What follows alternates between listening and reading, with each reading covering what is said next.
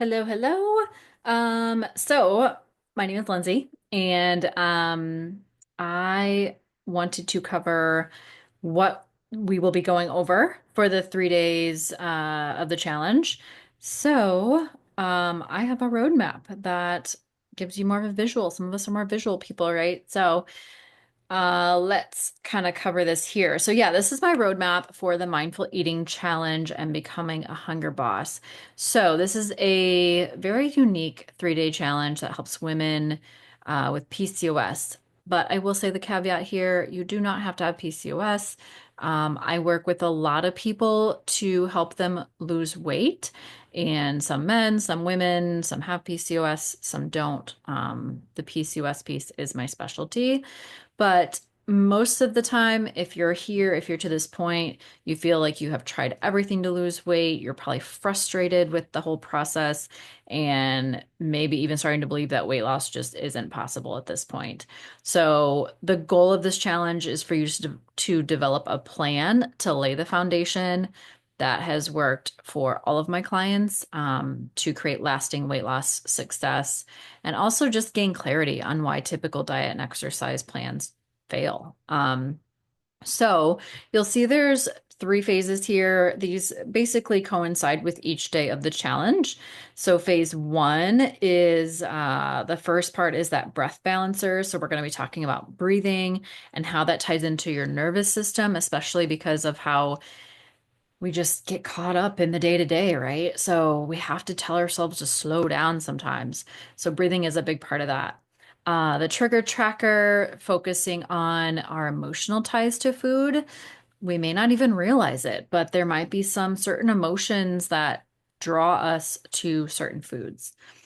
The mindful meal mapper, so for that one, we're talking about the food timeline, and you may not know what that is, you will. But the food timeline is basically kind of that decision before you eat, making the decision as to what to eat, when to eat, and then throughout the process of eating. So taking the first bite, the second bite, the third bite.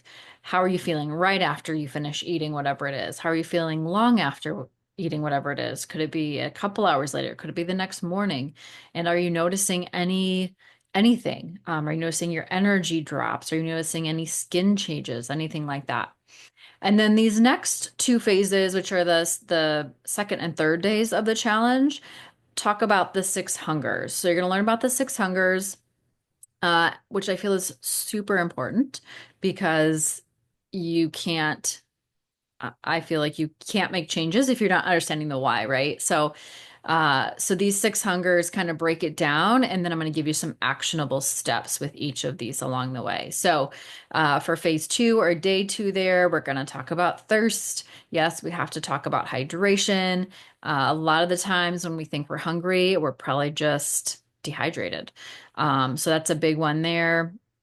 The hunger check framework, distinguishing real hunger from just an empty stomach hunger, possibly, could it be? And kind of differentiating that, learning the difference. The next one, the emotional awareness assessor, is the emotional hunger. And so, with that first phase of awareness, you become aware of your emotional ties to food. And then that second phase, we're going to learn kind of how to approach that now that you're more aware and how to address that emotional hunger. And then day three there, the nutrient necessity navigator. So meeting your nutritional needs effectively, that ties into the nutritional hunger.